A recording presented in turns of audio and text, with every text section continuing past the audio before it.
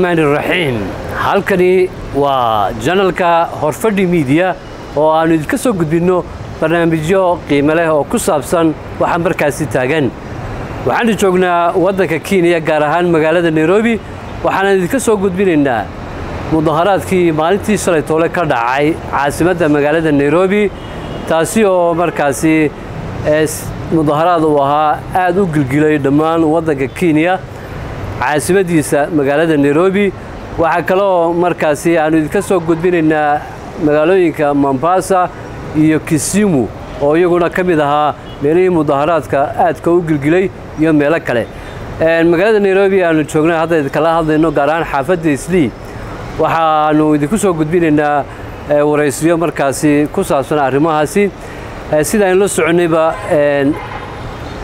xisbiga ODM gudoomiyahooda Raila Amolo Odinga oo isagu ah mucaaridka u weyn ama siyaasiga u weyn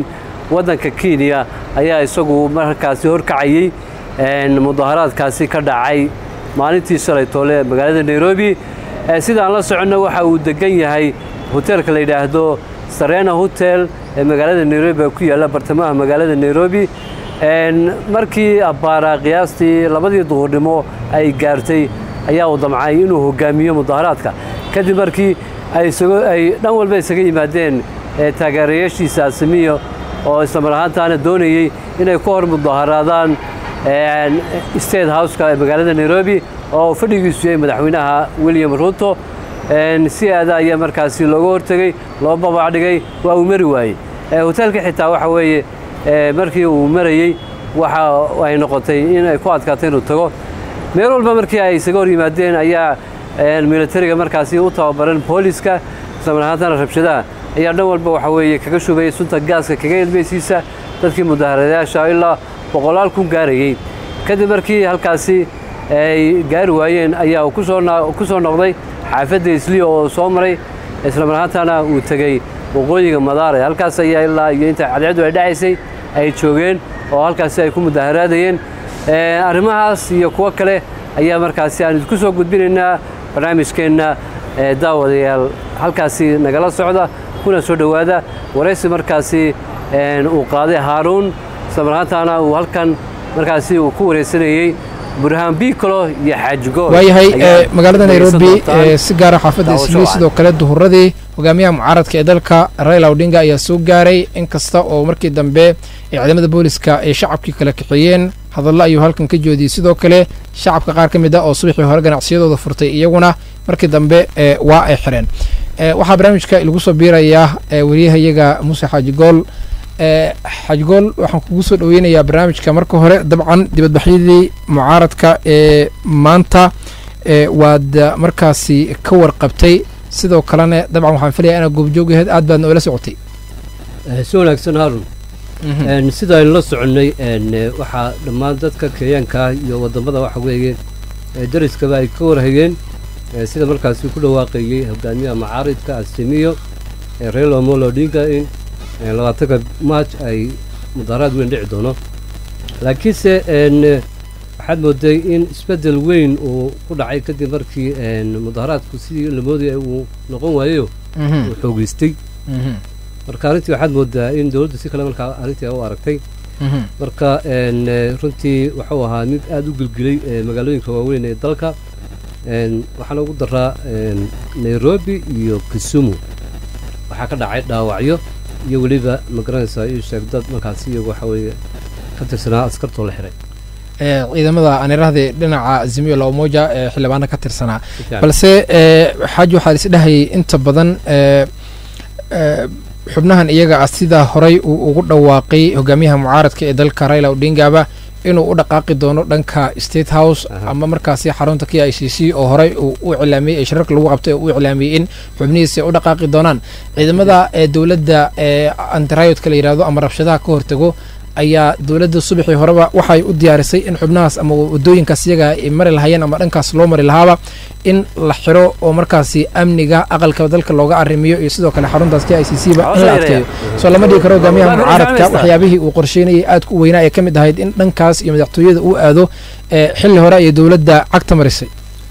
si wanaagsan waxaad moodaa dawladdu inay xoogga saartay halka hadda aad ka dhawaajisay stada hooska de waana arrintu waxa say tahayna waxa weeye haddii halkaa uu gaadho ujeeddadii iyo hadafkii ku lahaa waxa weeye uu gaari lahaa maanta marka dawladdu halkaasi xoogga saartay kadib markii waxa weeye meel walba dabcan block la saaray xitaa baabuurta meel ayna mari karin dhagaxaantii la dhigay sidoo kale waxa weeye jid kasta la xiray aad iyo aad waxay noqotay in iska soo laabto aad iyo aad sidoo kale waxaa isna barnaamijka laga qayb qaadanaya oo markaasi stuudiya lagu sugan burhaan bikole oo markaasi arrimahan aad ula socday sidoo kalena arrimaha siyaasadda iyo diblomaasiyadda ka hadlo bikole marka hore barnaamijka ayaan sidoo kale adna kugu soo dhaweynaya waxaad la socotay dhaqdhaqaaqyadii maanta ee hogaamiyaha mucaaradka ee dalka ma la is dhihi karaa dowladda William Ruto waxa ay ka baajisay hogaamiyaha mucaaradka waxyaabo weyn oo ku taameeyay oo kamid ahayd dhanka aqalka madaxtooyada in xubnaha isaga taageersan ee dibadbax dhigayo uu qumiyo aad iyo aad waa la is dhihi karaa mahadsanid wariye Haruun barnaamijka aan ugu soo dhaweysay arrimaha Kenya maanta ka dhacay oo ka hadlayno runtii xaaladda maanta aad bay u xumeed qof walbana wuu ogyahay oo dhibaato badan maanta magaalada ka dhacday dalka oo dhanna saameysay magaalooyinka Kisumu iyo Nairobi ayaana la isku gacan qaaday marka waa la is dhihi karaa Raila Odinga iyo maaragtay Ruto xaaladda maanta dhacday problem badan ayay dadka dareemeen waxaana la saadaalin karaa dhanka dhaqaalaha waliba haddaan kaaga hadlo dakhliga dadka waxaa la sheegay waratada dadka maaragtay ganacsiga yaryar inuu dhaqaalahooda hoos u dhacay waxaana la sheegay 5.3 milyan ay maalin walba kasoo xaroon jirtay arrimaha ku saabsan khidmadaha baarkinka kaliya gawaarida baarkinka ku samaysta wadooyinka dhinacooda kaliya intaas kasoo xaroon jirtay marka waxaa la sheegay in 30% sanad walba khidmadihii laga heli jiray oo dhulka maalin walba ii banaan baxayna ay sii socdaan aad iyo aad xaafadda islii gelinka hore dabcan waxaad moodaa ganacsiga in uu qumanaa ama sidiisii iska yar ahaa waa gartay waxaan dib ugu laabanayaa wariyahayaga Muuse Xaaji Gool hogaamiyaha mucaaradka mar kale waxa uu ballansaday shacabkii iyadoo ay jirto in labada hogaamiye ee dadka ama xubnaha laga tirada badan yahay aqalka baarlamaanka markaasi la yiraahdo Opiyo Wandanyi iyo kan sanadkii Stuart Mazayo iyo xildhibaano kaleba in maanta la xiray ayaa waxa uu mar kale bilamiyay shacabka isagoo oo sheegay ama arinta ugu leebka badan ay ahayd in maalin walba oo isniin ah dibadbax markaasi uu qaban doono maanta oo maalinta ugu horeysay dabcan dibadbaxyada sidii la filayay uguma isan qabsoomin Odinga oo dabcan dawladda ayaa waxa aad moodaa in iska caabin xoog leh ay ku sameysay isla markaasina la yareeyay dhibaatooyinka ay geysan karaan dibadbaxyadaas kuwa soo socdo marka isniin soo socoto oo kale uu qorsheeyay ama uu sheegay isniin walba inuu qaban doono istiraatiijiyad kale ama taatiko hor leh ma laga fili karaa Odinga Haruna waa mahadsan tahay haddii aan dib ugu noqono maanta sida markaasi la filayay horta waxaa oran karaa horta Raila siduu doonay horta way ku dhacday inkastoo waxa weeye aanu dhamaystirin laisma lahayn intana u soo baxaysa oo waxa weeye mudaharadayaal waa gartay marka waxaad moodaa in energy badan uu ka helay oo uu sii wadi doono way u suurtagelaysaa haddii waxa weeye dawladdu ayna waxba ka qabanin dhaqaalaha waa gartay dhaqaalaha markaas waxa weeye sicir bararku waxa weeye ku jira haddii waxba ka qabanin way u sii socon kartaa wala wadi karaa saan la socono Kisumu waa halka ugu daran waxa weeye ay rabshado ay ka dhaceen aad iyo aad maadaama taageerayaasha hogaamiyaha isbaysiga mucaaradka ee halkaasi u yara badan yihiin waxaa la arkay boolis dhaawacmay dad dhaawacmay ambulance lagu qaaday marka saan la socono haddii waxa weeye dawladdu ay isbedel ay ku sameyn weydo dollarka kacay maciishada waxa weeye kor u kacday way socon kartaa